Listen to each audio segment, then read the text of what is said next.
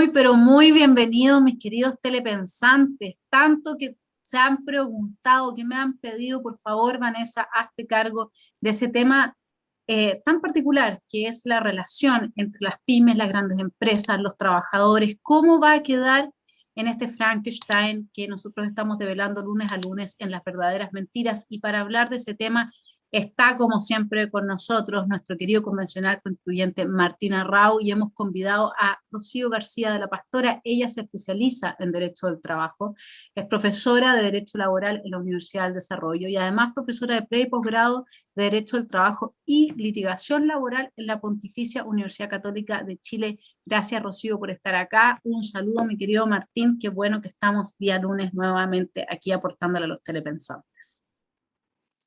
Hola Vanessa, muchas gracias por la invitación, don Martín. Hola Vanessa, muy buena semana para todos. Sí, estamos entonces acá enfrentándonos cara a cara al artículo 12 sobre el derecho a la libertad sindical y como bien nos advertía el exministro del Trabajo, René Cortázar, la negociación por rama podría llegar a hundir definitivamente la ya alicaída pyme, que tras el problema que se produjo la crisis por la pandemia y luego, además, y antes y después, toda esta crisis institucional, no lo está pasando nada de bien. ¿Cómo ves tú, Rocío, la proyección de este artículo 12 en que se establece el derecho a libertad sindical y donde, digamos, los sindicatos van a poder elegir, ¿no es cierto?, a qué nivel quieren negociar con los empresarios? Uy, tiene harto que analizar el artículo 12. Yo creo que nunca había visto que le pusieran tanto ahínco a un artículo en una constitución. Es como que quedó ahí para que nadie lo modifique. Entonces le hicieron una redacción que en realidad es propia de ley, no propia de constitución. Eso llama muchísimo la atención. ¿Sí? Si uno analiza constituciones, no sé, de España, que siempre nos encanta en materia laboral copiarle todo a España, en España deben ser un par de líneas, porque la que regula estos temas es la ley, no la constitución. Pero bueno, fuera de llamar la atención eso, lo que me ocurre es que esto es como el inicio del desarme, porque acá tienes por un lado huelga sin límites y la constitución diciéndole a la ley, usted no me puede limitar la huelga, y la constitución diciéndole a la ley, usted no limite las materias de huelga, y la motivación de la huelga la va a decidir el sindicato cuando quiera y para lo que quiera. O sea, esto es un sindicato que perfectamente deja de ser laboral, con una masa crítica de apoyo que son los trabajadores, porque es el único órgano representativo, conforme a esta nueva constitución, de los trabajadores, y además puede hacer huelga cuando quiera y por lo que quiera. Esto se le escapa al empleador, esto se escapa de la temática de un conflicto laboral y puede ser cualquier cosa. La falta de redacción o la mala redacción lleva a que esto pueda ser con fines electorales, con fines políticos, con fines económicos, pero ya no va a ser una huelga laboral. Eso es muy extraño, muy peligroso para la paz social. Sí, oye, yo quería aprovechar de preguntarte ese mismo artículo, que en el último borrador está con el número 47. Recordemos que hay 1000 versiones, digamos, pero el que se refiere a las huelgas y a los sindicatos. O sea, uno, no limitar la razón ya es algo bien curioso, porque uno entendía que las huelgas, digamos, eran como el último recurso cuando la negociación colectiva ya no daba para más y efectivamente dentro de ciertas normas había también un proceso de mediación, o sea, había esta regulación. Bueno, llegar a este volumen de texto es porque, claro, hay una desconfianza. Dicen, dejemos todo amarrado porque no confío en nadie después, ni en el legislador, ni en nadie, digamos. Y es por eso que el texto, bueno, es de este volumen. Pero tú que tienes más experiencia en esto, acá se incorpora algo que es nuevo en Chile, ¿no es cierto? Esto de la negociación ramal, sectorial y territorial. A ver si podéis contarnos un poco qué significa en la práctica esto bueno, qué implicancias podría tener, digamos.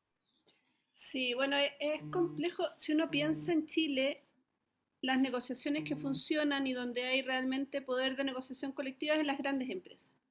O sea, nadie puede dudar que la minería negocia muy bien, que el retail a gran escala negocia bien. O sea, existe una representación sindical a gran escala. Quien no tiene esa fuerza sindical es la pyme. Pyme que es la misma que genera la mayor cantidad de empleo. Entonces, y con los avatares que tiene ser pyme. Entonces son empresas que, claro, tienen mayor susceptibilidad a los problemas económicos y no tienen una fortaleza sindical. Luego, cuando yo quiero forzar porque con la última reforma colectiva también se trató de forzar la representatividad sindical de un país que no tiene buena representatividad sindical, que puede ser por distintos fenómenos, porque uno ve que hoy día un grupo de WhatsApp puede generar más adhesión y movilizar más personas que un grupo sindical. Y ahí hay un fenómeno que alguna autocrítica debe hacer en la cultura sindical de por qué está pasando eso. Pero se fuerza nuevamente la representación sindical. Y lo preocupante ahí es que, claro, hay países como España donde tienen negociación ramal, pero tienen una negociación colectiva muy madura con organizaciones patronales y de trabajadores que discuten las leyes antes que ingresen al Congreso. O sea, estás hablando de otra cultura sindical. Acá, cuando uno dice vamos a tener una negociación ramal del área del supermercado, yo no quiero pensar cómo va a ser el señor que tiene el boliche en el pequeño pueblo, pues porque hasta ahora no hay ningún distingo o ningún anuncio en este proyecto de constitución que diga que va a haber cierta gradualidad o que va a haber un tratamiento proporcional o acorde a el tamaño y la capacidad de ingreso y de generar trabajo de la empresa. Entonces, claro, si tú me pones a mí las mismas condiciones que les vas a poner a Cencosud, por supuesto que yo no voy a tener esa espalda. Y se supone que ese es el trabajador que quieren incentivar a sindicalizar. Entonces, claro, bueno, la lógica y el destino final es bastante obvio con esa negociación forzada que debería tener. También cuando dices territorial, si los territorios hay distintas realidades. O sea, ¿a quién se le ocurre que en un mismo territorio, no sé, me imagino salvo Calama, no me imagino que existan territorios que tengan una misma realidad en capacidad de ingreso, en capacidad de generar empleo? Entonces, encuentro irresponsable, la verdad, encuentro irresponsable con aquella parte de la empresa que genera tanto empleo y que le da sostén a este país. Yo solo quería comentarte algo como, yo soy microempresario, mediano, no sé cómo lo calificarán, digamos, pero es que efectivamente en el mundo laboral hay empresas grandes, medianas, chicas, unas con mejores condiciones laborales, otras con peores, porque efectivamente van pagando según la capacidad productiva que tienen, según su realidad, y eso hace que hayan oportunidades laborales para todas las personas, las más calificadas, las menos calificadas, y así funciona el mercado laboral. Si tratamos de homogeneizarlo, lo único que hacemos es perjudicar a unos que no van a poder acceder, empresas también que van a salir del mercado, y concentramos mucho poder en estos líderes sindicales, que al final generamos una nueva casta política que la vemos en otros países. Yo creo que en Chile no tenemos esa cultura, por decirlo de alguna manera, de estos líderes sindicales que al final terminan siendo todopoderosos. ¿En qué países opera esta lógica? ¿Sí? Bueno, miremos para el lado nomás. Miremos al lado, pues al lado tenemos un país con mucha fuerza sindical. Eso pasa con los países que tienen esa fuerza sindical. No quiero entrar en un análisis que escape de lo mío, pero la Ah, donde realidad. está embajadora la que era presidenta de la CUT. Claro, claro, aprendiendo. Pero, La gran pero sí, coincidencia, bueno, pero ahí hay un tema, Rocío, que tú planteaste, en el que yo al menos algo sé, que es respecto de por qué la gente no le gusta tanto sindicalizarse, y uno ve la experiencia de lo que pasó bajo el gobierno de la UP. Y la verdad es que los miembros de los sindicatos en un porcentaje muy alto terminaban acusando a los líderes de los sindicatos de abusos. Entonces, al final terminaba siendo como prácticamente tener, si uno lo quiere, dos jefes, ¿no? Uno es el jefe, digamos, que te contrata, y el otro el del sindicato, que al parecer, por eso esa autocrítica que planteabas tú, y Chile es un país en el que no hay un apego a tener dos jefes, porque de alguna manera el experimento no resulta bien. Ahora, ¿qué puede hacer o cómo tiene que plantearse esto en términos de la posibilidad de ser reformado? Si yo fuese hoy día dueño de una pyme, ¿qué es lo que, o sea, yo tengo que tener claro que voy a tener que negociar al mismo nivel que una empresa grande si es que formo parte del rubro? Eso significaría, en el fondo, liquidar definitivamente el sector de la pyme. O sea, nos quedaríamos, como decía un poco Martín, con una concentración absoluta en quienes sí podrían ser parte de un tipo de negociación de la índole que se plantea en este artículo, ¿no? claro, es que sin más especificación, yo tiendo a pensar en las buenas intenciones. pero esa buena intención tiene que venir con un poquito de redacción. Y la redacción en materias tan sensibles tiene que ser pulcra y técnica, ¿no? Y pasa que aquí hay como una mezcla entre falta de pulcritud y falta de tecnicismo y bueno, quién sabe qué más, pero cuando aparece tan regulado ciertas materias y tan no regulado otras, digo, ¿pero por qué? Y con materia de la negociación ramal solo se enuncia y nada más. En cambio, el tema de la huelga se regula al dedillo. Entonces, yo diría y esperaría que una ley ponga un poco de cordura en ese sistema, pero hasta ahora lo que veo en la Constitución no dice nada. No dice Ahora, nada. Entonces, ahora, esto que existan sistemas de justicia paralelo también afecta, me pregunto, porque uno hoy día tiene muchas preguntas respecto a todo esto, porque es como, entremos a un país creado por, no sé, por, el mismo que escribió La historia sin fin, o sea, una ficción así, ¿no es cierto? Entramos a un país que no existe, es como totalmente ex nihilo. Entonces uno se pregunta, bueno, si es que se produce un conflicto laboral entre el dueño de una empresa, que en este caso podría ser miembro pueblo originario, y sus trabajadores, ¿cómo se proyecta eso? Porque ¿qué es lo que se va a hacer en un caso así? ¿Irá a fallar el lonco de la... ¿Se entiende? O sea, ¿cómo lo ven ustedes? ¿Se ha un poco profundizado en las consecuencias que eso puede tener? Porque ahora, además, todas estas regiones autónomas van a tener iniciativa de gasto por parte de las cámaras regionales.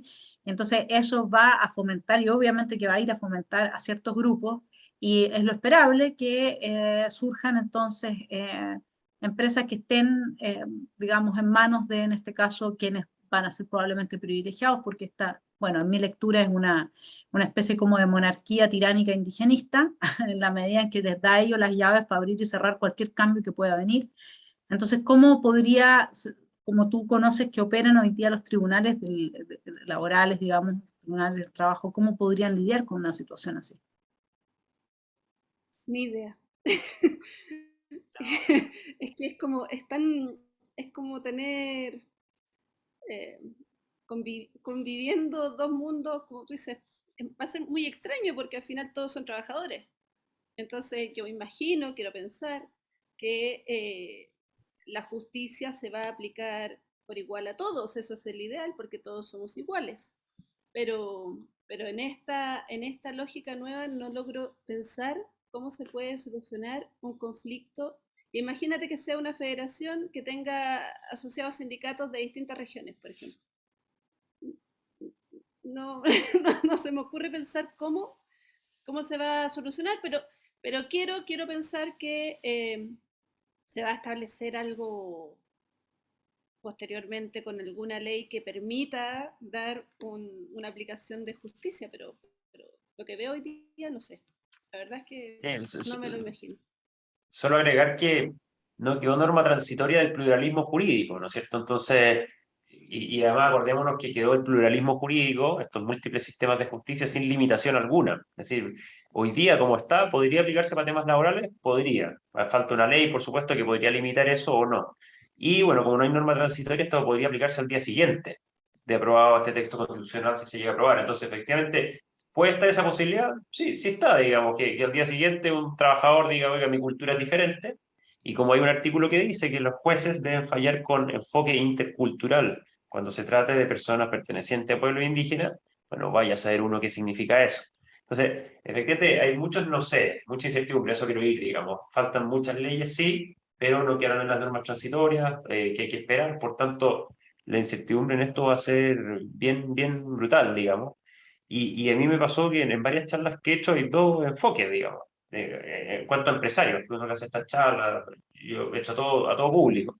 Y unos te dicen, mira, con este tema de la negociación ramal, del tema intercultural, legal, en fin, yo ya no voy a poder trabajar en ciertas zonas, porque al final es imposible saber qué sistema jurídico voy a tener que aplicar. Imagínate, un trabajador me va a demandar en el sistema SECNAM. ¿Qué sistema es? Tengo que tener un abogado asesor en el sistema SECNAM. No sé, trabajar en esa zona se complica mucho. Y otros que son más prácticos y menos aversos al riesgo dicen, mira, mucho más fácil. Yo antes tenía que trabajar con la comunidad, el tema ambiental, los pueblos indígenas, así que ahora tengo que conversar con una sola persona. ¿no es cierto? El jefe, el lonco, el jefe de la zona, y con él arreglo todos los problemas, porque se le da mucho poder, efectivamente. Ahí tenéis dos visiones diferentes, pero efectivamente es un sistema bastante anárquico, bastante difuso desde el punto de vista jurídico. O sea, la mayoría de las cosas que uno le pregunta a expertos es no sé qué puede pasar, no sé cómo se va a interpretar, y esa incertidumbre es feroz, porque al final dan pocas ganas de invertir. Sí, Pero claro, al final la eh, economía y el trabajo tienen que tener un equilibrio. Eso es lo que no sé si se está leyendo acá, porque cuando tú sobreproteges el trabajo generas desincentivos de inversión y cuando sobreproteges la economía, claro, generas desamparo a las personas, pero el equilibrio es necesario. Y estamos hablando de una plena época de automatización, donde la mano de obra ya no tiene la misma lógica y necesidad de antes, entonces aprieto. O sea, es que así, yo tengo un ejemplo acá en el campo. Antes en los campos, no sé, pues había hartos tractores, harta gente y había trabajo. Hoy día son tractores enormes que te hacen la pega de 7 8 tractores chicos para hacerlo súper sencillo para la gente que nos está viendo. Y al final tenía un contratista que viene, te hace la pega y se va, contratista. Y él, su propia pyme y hace la pega. Y al final se termina externalizando muchas de las pegas, son empresas casi de personas, son unipersonales las empresas y termina desapareciendo un poco la empresa, porque el desincentivo, hoy día tú cuando, yo tengo la experiencia mía, cuando contratas a una persona en el sector agrícola, tiene que firmar 40 papeles, 40, no es el contrato de trabajo, reglamento interno, el derecho a saber, riesgo psicosocial, 40 papeles. Entonces ya hoy día es complejo, imagínate con estas normas. Pobre persona que quiera dar relaciones laborales, es muy difícil, y más con esta incertidumbre, pucha, que se quitan las ganas. o sea, uno podría decir que esto va a fomentar muchísimo la informalidad del trabajo, además de la crisis económica, digamos, esto asociado ya a la crisis que tenemos, eh, porque ¿quién va a querer tener a gente contratada si están puestos todos los desincentivos para eso? O sea, claramente va a crecer mucho la fragilidad en ese sentido. O sea, no sé cómo lo ves tú, Rocío, en Y fíjate que proyección de mediano plazo esto. además como contrariando la OIT, si la OIT nunca ha estado a favor ni de huelgas violentas, ni de nada de esto. Entonces, cuando tú ves que nuestro órgano regulador externo que nos mira y que siempre toma como de modelo, no comparte los criterios que se están generando acá en este texto, yo la verdad no sé cuál es la intención final, si aquí lo que se tiene que hacer es generar empleo. O sea, ya tienes informalidad por la migración, ya tienes un montón de informalidad. Ya no sé cómo lo van a solucionar con el tema de las empresas de plataformas, porque ya ahí tienen un tremendo problema con los migrantes. Ya con cómo está la crisis económica tienes cesantía. Y, y yo no sé, lo que uno debiera estar haciendo ahora es fomentar la inversión y fomentar el empleo, ¿no? Es como la lógica, pero, pero bueno, no se incentiva. Pues no, hasta ahora las regulaciones laborales sí se han puesto más exigentes en Chile, se habían puesto más, pero siempre en una mira de seguridad, de la seguridad del trabajador. Parecía bien, teníamos un alto estándar de medidas de seguridad, como bien decías tú, Martín, un montón de papeles, reglamentos, charlas, cuidados. Eh, pero claro, ahora te estás pasando a otro escenario, pues donde la incertidumbre es la que va gobernando. Entonces, si yo no tengo certeza como inversionista, como empleador, bueno, me voy a un país para el norte nomás. Entonces, es tan fácil, si al final toda la migración que se produjo, las inversiones en los últimos años que se fueron a Perú y se fueron a Colombia, se fueron por algo. Hay que proteger el empleo, eso es lo que no se entiende, que hay que proteger el empleo y para proteger, sobreproteger no es una buena idea. Pero quizás ellos están pensando, Rocío, en protegerlo a través de esta nueva facultad que va a tener el Estado empresario, porque, no sé, Martín, tú eso también lo viste bastante, digamos, cómo ahora estas regiones autónomas, estos pequeños estados-nación que se van a forjar, van a tener capacidad de endeudamiento y van a tener iniciativa empresarial.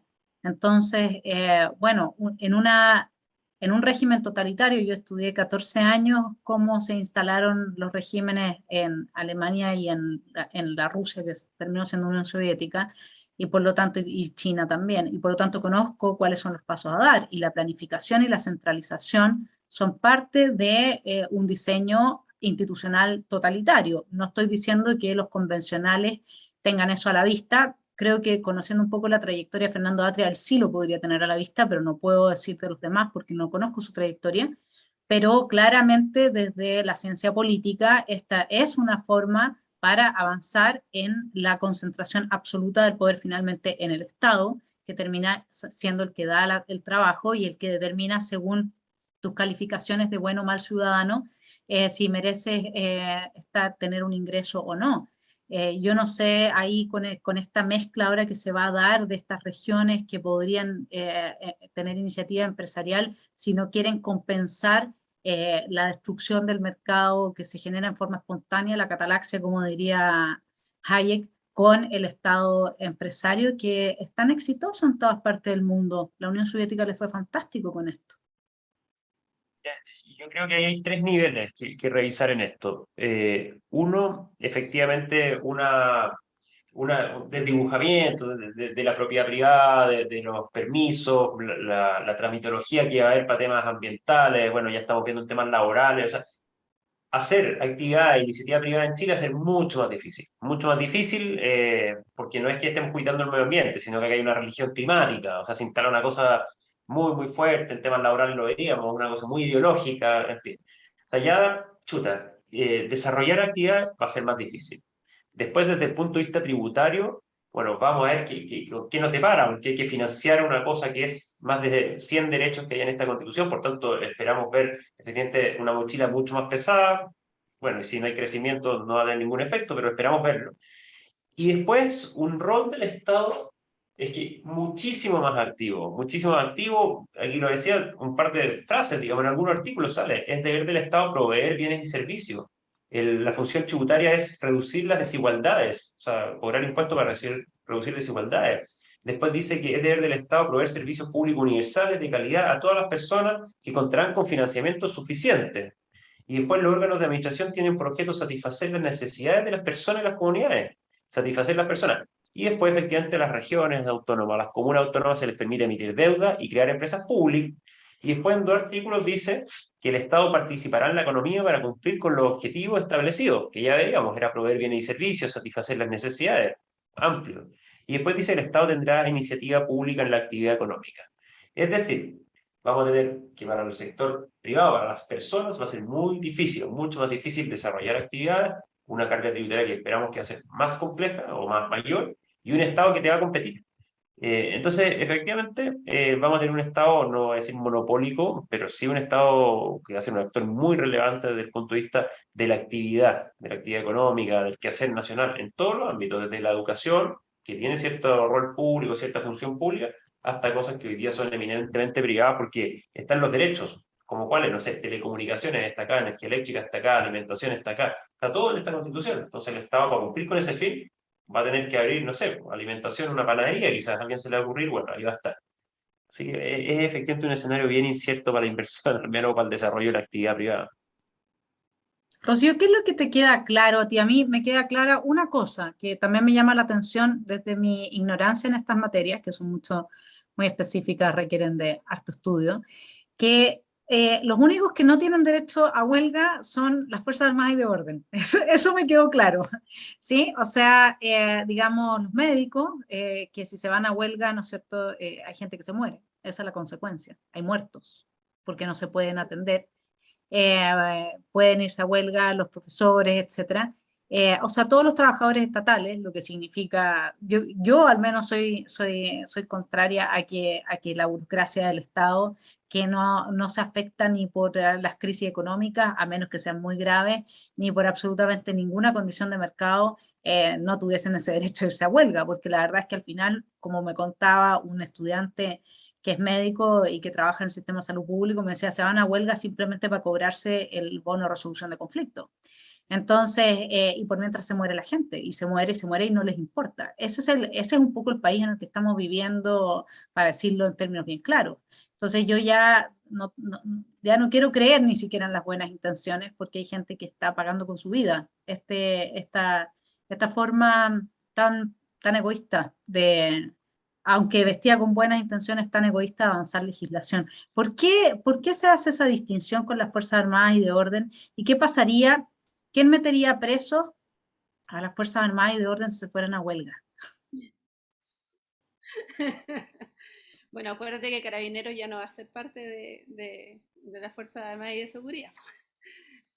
Mira, históricamente hay rubros que no se pueden ir a huelga. Y esta Constitución hace la salvedad, y hace la salvedad con la misma lógica que tiene la OIT en este punto, sí, que no se pueden ir las que vayan, las limitaciones contra la salud, la seguridad y la vida. Nuestro Código del Trabajo agrega a eso el abastecimiento y la economía, porque tú no puedes desabastecer un país por la huelga. Entonces existen unas calificaciones que se hacen cada 2 años, donde participan tres ministerios: trabajo, economía y el otro. Y en esa calificación se establecen qué empresas se postulan, todas las empresas, qué empresas específicamente son consideradas un servicio esencial. Y se abarca el abastecimiento de agua, la electricidad, cosas que tengan en todo caso una repercusión país. Digo, si esto es como una empresa que tiene, es muy chiquitita y que en realidad si se da huelga al país no le pasa nada, o a una región importante no le pasa nada, no es calificada como un servicio esencial. Y esas empresas no pueden ir a huelga. Entonces, yo entiendo que acá expresamente la Constitución deja fuera a las Fuerzas Armadas, pero también queda esta parte de que pueden limitarse cuando sean. Entonces, por ahí yo entiendo que igualmente se van a hacer estos procesos de calificación, pero deja fuera una frase, las dos palabras de abastecimiento y economía. Eso, porque digamos que un país desabastecido es igual de peligroso. Si no me llegan, como tú hablabas de la salud, si no llegan los insumos, la gente igual se muere. Entonces, ahí hay que preocuparse de que la ley mantenga esa denominación, porque igualmente es parte de la protección de la seguridad y de la salud el estar abastecido. Eso es una parte. Otra parte que me llama la atención solamente, yo no veo las negociaciones colectivas del sector público, cómo se obtienen más beneficios si tienen un presupuesto por ley. Entonces, yo digo, si ya tienen el presupuesto ocupado en el sector público, yo hago una huelga, ¿y de dónde saco la plata adicional que voy a ganar? Yo te juro que me lo he preguntado 20 veces, no logro, porque incluso en los procesos de las campañas, los candidatos que hubo, se planteaba, decía, pero ¿cómo lo hacen? Si no se puede, si está por ley ya dado, ¿o qué voy a negociar para el presupuesto del año siguiente? Una cosa rara. Pero, y por último, que me llama la atención, en Chile el sector público se regula expresamente y siempre ha sido el que mejor se ha manejado con los conflictos. Ejercen una presión de facto, paralizan de facto y nadie les dice nada, no los van a despedir, no les van a hacer nada. Entonces, si tú ves, y de ahí viene la teoría también de la Corte Suprema, decir que en el fondo como la huelga es un derecho fundamental, yo lo puedo ejercer fuera de la negociación colectiva. Pero nunca había dicho por cualquier fin. Eso, ojo que hay, eso es el distingo que hago con la Constitución de ahora, porque ya teníamos asumido que se podrían producir movilizaciones y paralizaciones fuera de la negociación colectiva, okay, pero con un fin laboral, con un fin asociado al trabajo.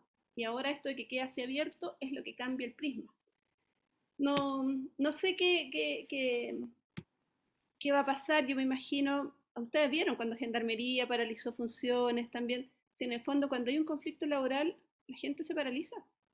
Y el Estado es el que primero se paraliza. Entonces, la regulación de ahora la creo innecesaria, porque precisamente de negociación colectiva no veo cómo. Y la huelga ya la tienen. No sé para qué. Y lo otro que cambian, no sé si lo tenías tú presente, Martín, es que antes se podía también negociar con grupos que no estuviesen sindicalizados, grupos de trabajadores que no estuviesen sindicalizados. Ahora es exclusivamente, la negociación es exclusiva para el que esté sindicalizado. Si no estás sindicalizado, no tienes existencia legal, digamos, en este marco del derecho a la huelga. Está en el inciso segundo, sale que los sindicatos van a ser los únicos representantes ante los empleadores, digamos. Y eso, en el fondo, desde mi punto de vista, muy sencillo, es una pérdida de libertad enorme, enorme. O sea, y por dos cosas. Uno, ¿por qué si yo no quiero pertenecer a un sindicato y quiero negociar por mí mismo con el empleador o otro grupo? No, el monopolio se lo doy a este líder sindical, nuevamente creando estas especies de nuevos capos, ¿verdad? De nuevos ahí personas con mucho poder. Pero lo otro, efectivamente, es que las personas tienen capacidades muy diferentes. Entonces, ¿por qué tengo que homogeneizar a todos dentro de este grupo sindical? Efectivamente, pueden haber grupos de personas con otras calificaciones, con otras cualidades. Entonces, ¿por qué los limito? ¿Ah? ¿Por qué efectivamente les quito esa libertad? Bueno, como muchas otras cosas pasan en este texto, efectivamente voy quitando y sacándole libertad y derecho a las personas, como esa que es bien importante, digamos, que le da mucho poder al líder sindical. Pero lo que más me llama la atención es la cantidad de normas. O sea, efectivamente que este es un mini código del trabajo que está en la Constitución y como muchas otras cosas. En educación pasa lo mismo, con 20 normas referidas a eso. Eh, y bueno, va a tener mucho problema porque la rigidez que le da al estar en texto constitucional, después cualquier cambio que se quiera hacer va a ser bastante difícil, digamos. Así que bueno, vamos a ver qué implicancias tiene en la relación laboral todo esto. Ahora, Rocío, Sí, tú al verlo así, digamos, el dibujo completo,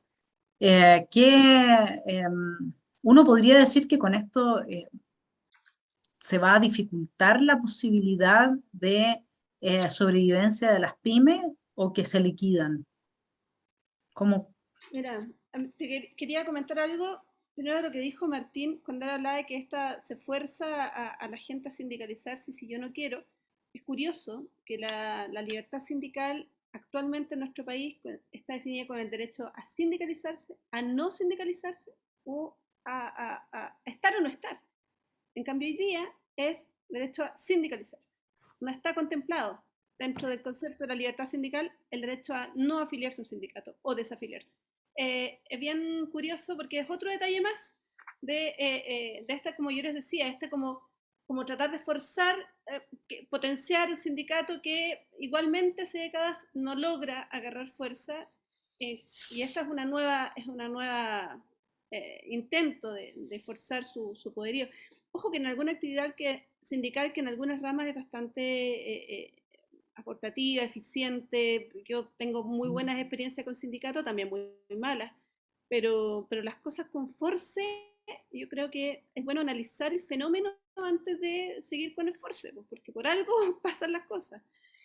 Respecto a las pymes, es muy complejo, no sé vaticinar, sé que si no hay una regulación de la negociación ramal, territorial, sectorial, todo eso como que quieran llamarlo, va a ser muy complejo de defender porque obviamente el poderío no es el mismo, la espalda no es la misma, pero, pero además considera ahora que también está la idea de meter a los directores sindicales en la toma de decisiones de las empresas, que también es como que tampoco va a ser algo fácil eso, porque hoy día las únicas empresas que tienen eso son las que tienen participación del Estado. Entonces, para el mundo privado esto es muy invasivo, es muy invasivo. Y con una regulación laboral, como bien decía Martín, muy exigente. Entonces estamos juntando exigencia laboral, que me parece bien, porque me gusta que se defienda la seguridad del trabajador, la seguridad en el trabajo es lo más importante, pero por otro lado, un nivel de exigencia y de incertidumbre en materia de negociación colectiva a empresas que se van a ver obligadas a entrar en una dinámica de negociación colectiva que culturalmente no tienen. Y puede ser que no tengan porque la gente no se atreva o porque la gente no quiera. Entonces, forzar a las personas me parece delicado. Creo que no responde a lo que esperamos de un Chile democrático, de un Chile con paz social, de un Chile con certeza jurídica, que es tan importante para que funcione bien en economía y trabajo, ¿no? Sí. Oye, Rocío tocaba un tema que yo tenía guardado, que era efectivamente el artículo 48 que dice que los trabajadores, y a través de su sindicato, o los trabajadores, tienen derecho a participar en las decisiones de la empresa. No sé, pues uno lo imagina a qué nivel, cómo, o sea, porque imaginémonos de una pyme, digamos, oiga, hay que atender de tal manera, no, yo quiero hacer tal otra cosa. ¿Cómo se compatibiliza? Porque efectivamente, ¿esto funciona en algún país? ¿Existe en algún país, digamos, que todas las empresas, aunque sea de este porte, mini pyme, esté obligada a que las decisiones de la mini pyme la influyan los trabajadores, digamos? ¿Esto existe? ¿Hay experiencia internacional en esto? ¿O fue un invento de esos 3 noches de la convención, digamos? No, sí, existe en algunos países, no a ese nivel de detalle, pero a mí lo que me llama la atención es que cuando uno participa en la toma de decisiones, tiene que participar en las consecuencias de esas decisiones. Y si yo, dirigente sindical, voy a participar en la decisión de una empresa y voy a decir, no, yo quiero tal cosa y por mi voto se aprueba hacer algo y después ese algo trae consecuencias negativas económicas, ¿la va a soportar el sindicato también? Porque hasta ahora los trabajadores no soportan pérdidas, solo soportan utilidades de la empresa con las gratificaciones. Hasta ahora, si a la empresa le va mal, al trabajador le pagan igual. Y si la empresa llega a quebrar, bueno, hay un sistema que le garantiza a él de las platas que hayan, que sea de los primeros en pagarse. O sea, él no pone riesgo en la actividad, pero si ahora se va a meter en la toma de decisiones, yo me imagino que se van a meter en las consecuencias de las decisiones, porque si no, no, No, que ahí sí que, ese artículo no lo pillo, fíjate, no está. Ah, era el artículo 500, pero no como queda, está. como queda, dice, podrán participar en la toma de decisiones, punto. Dicen, bueno, Ah, pero ahora yo entiendo ya, porque les voy a contar algo, una infidencia. Porque Te iluminaste. me Te dice, iluminé, la ya. Rocío aquí me dio la respuesta a mi gran pregunta grande. Muchos años yo estudié y fui a todas las conferencias que podía, quería entender por qué Chile estaba como estaba, a mí habían muchas cosas que no me gustaban efectivamente. Y cuando llegué a la conclusión de que uno de los temas en Chile que estructura la columna vertebral de el funcionamiento de prácticamente todas nuestras actividades es el sector bancario, dije, bueno, no hay nada que hacer. Esto no, ahí ya, hasta ahí llegamos, digamos. Las otras cosas se pueden cambiar, pero ahí hasta los tratados de libre comercio quedan fuera de ampliar la competencia, etcétera, tienen unos niveles de concentración de mercado importantes y tenemos problemas porque no tenemos microbanca, tenemos, excepto el Ban Igualdad o qué sé yo, pero no al nivel de profundidad que se requeriría, tenemos problemas con la tasa máxima convencional, tenemos problemas con las formas de financiamiento que no están dentro del sistema bancario, factoring, etcétera. Ese es un tema que a nadie le gusta hablarlo, porque es peligroso decirlo. Pero yo decía, ¿cómo es que serán tan...? Y yo decía, la prueba de que hay una tremenda ingenuidad en la Convención Constituyente es que no tocaron al sector bancario. Esa es la prueba fehaciente para mí de que no es que todos estén, digamos, claramente iluminados respecto al camino totalitario que están tomando, sino que muchos los están llevando, no hay ningún. Pero ahora que Rocío trae este tema de la intervención en las decisiones a través de los directorios, de quienes trabajan en las empresas, y eso va a incluir al sector bancario, ahora entiendo que también pensaron en revolucionar ese sector, pero no lo dijeron porque si prendían esas alarmas se les iba a poner muy pesada la pista, igual que con la expropiación de los yacimientos, ¿no es cierto? O de los derechos a explotación, digamos. Entonces, ahora sí, pues, Rocío y Martín, ya entendí, porque yo decía, a esta revolución le falta uno de sus pilares más claros, digamos, que es que tú tienes que desmantelar todo el sistema de financiamiento, etcétera, para realmente poder cambiar un sistema como el que tenemos, neoliberal, tremendo, espantoso, que tiene al país como la joya, lo tenía como la joya de Latinoamérica, ¿no es cierto? Y transformarlo en un país como el que ellos están diseñando, tú tienes que cambiar esa estructura del funcionamiento del país también. Ahora entendí por dónde iba la cosa. Gracias. Gracias por la iluminación. Cuidado, Vanessa, que te vamos a armar el sindicato aquí del programa. Ah, sí. Oye, y otra, mira, tú dices armar el sindicato. Otra diferencia más que hay, hoy día los sindicatos funcionan con un estatuto que tiene un contenido mínimo regulado por ley. Ahora no. Ahora los sindicatos se No regulan se puede limitar. totalmente según sus propias ideas y y nadie se puede limitar. No, sí, está. Tan confiados están en que van a poder capturarlo todo, las juntas de vecinos, los sindicatos, que todo se va a volcar en favor de su proyecto, porque que todos los miembros de pueblos originarios que vayan a ocupar cargos importantes, que todos lo van a poder capturar, tan confiados están. Realmente a mí me llama la atención esa confianza y la única respuesta que yo tengo es el miedo. La genuflexión y el miedo que produce saberse amenazado cuando este es un tema, Rocío, que lo he ido trabajando como línea aparte, pero a uno le llama la atención porque eh, la verdad es que esto de que ahora, aunque tú estés condenado por terrorismo, estés desde la cárcel, puedes postular un cargo público, todo esto empieza a configurar un escenario en que aunque uno quiera creer en las buenas intenciones, con una voluntad de poder nietzscheana, de superhombre, no lo logra, digamos, ¿no? Por decirlo de alguna forma. Sí. No sé, yo lo que extraño, porque una cosa son los pensamientos individuales, cada uno, yo ese me lo guardo, pero yo extraño pulcritud. Extraño que para una carta fundamental eh, la redacción sea tan pobre, tan inteligible, tan poco jurídica. Estamos hablando de la Carta Fundamental y su redacción no es como ni de resolución, o sea, es una cosa bien. Y eso no nos va a dar certeza. Eso no nos va a dar certeza y le va a dejar el trabajo a los jueces de interpretar, porque va a ser tan mala la redacción que ellos van a tener que empezar a interpretar todo. Y no sé, yo creo que uno podría trabajar mucho mejor cuando tiene una mayor calidad. Y aquí la calidad me falta por todos lados. Yo creo que tenemos problemas sin duda de calidad, de técnica. Yo soy ingeniero civil, nada de abogado, pero solo de leerla, y bueno, en armonización habríamos revisado hartas cosas. Está mal redactado, o sea, hay contradicciones, hay errores, los abogados lo advierten, hay muchísimos informes que advierten lo mal redactada que está.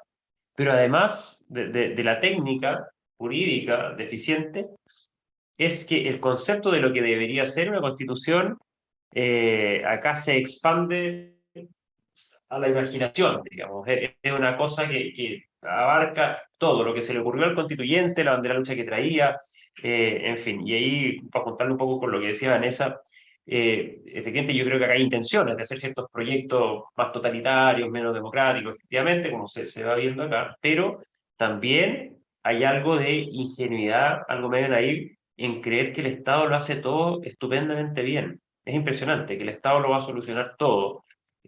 Con cero, no Históricamente no sé, es así. no, claramente no es eso. Velo como tú, bueno, el tema laborales, veamos el ejemplo. ¿Cómo es, efectivamente, los sueldos en el sector público han mejorado? Antes eran como ser empleado público, era como pobre persona, hoy día paga bien, en fin, pero como empleado no es de los mejores, para nada. O sea, hay gente que trabaja 4 meses sin contrato, ya lo vamos a regularizar, su contrato ya va a salir, qué sé yo. Sí, es un desastre. O sea, tampoco es que sea tremendo empleador y en temas de medio ambiente y todo, muchas veces, chuta, no, tiene mucho peores estándares que el sector privado. Entonces, al final, yo te digo que hay ingenuidad, sí, pero claramente hay intenciones detrás de este proyecto, pero la técnica eficiente y el ámbito de acción de una constitución, si es que esto no es una constitución. O sea, ayer lo discutíamos en un programa, habla, no sé, de educación sexual, de las ferias libres, los bomberos, si es que es una constitución.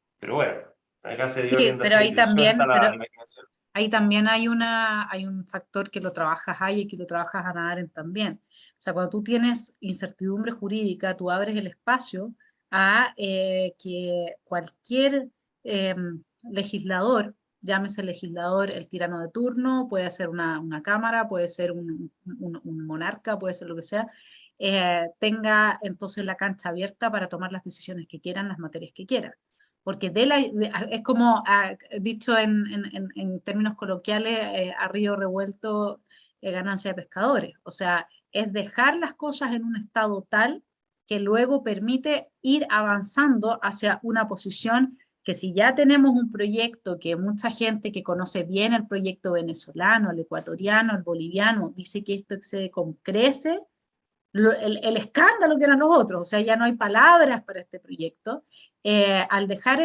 esos niveles de incertidumbre y esos espacios grises, en blanco, abiertos, permite el día de mañana la entrada de una mano que pueda hacer el rediseño un poco más menor ajustándolo a sus deseos, digamos. Ese es el tema. Entonces nosotros, de nuevo, de alguna manera, ya no es quienes votaron a prueba, y esto está clarísimo, votaron por un cheque en blanco, es como quien firma un cheque en blanco, no sabían lo que estaban votando. Sí tenían ganas legítimamente de llegar a una casa de todos y avanzar desde ahí en un Chile que fuese un Chile mejor, no otro Chile, un Chile mejor. Eso era lo que quería la gente.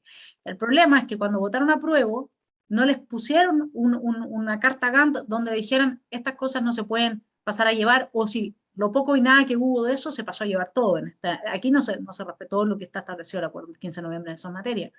Entonces ahí es donde uno dice, bueno, nosotros tenemos hoy día un fortalecimiento del Estado empresario muy claro en este proyecto constitucional. Tenemos espacios amplios, grises, en donde se puede entonces introducir la voluntad del legislador de turno, y tenemos una legislación laboral que tiene todas estas características en las que, de nuevo, la trampa, ¿no? Te dicen el derecho a la libertad sindical, pero la libertad significa que yo puedo tomar o no tomar algo.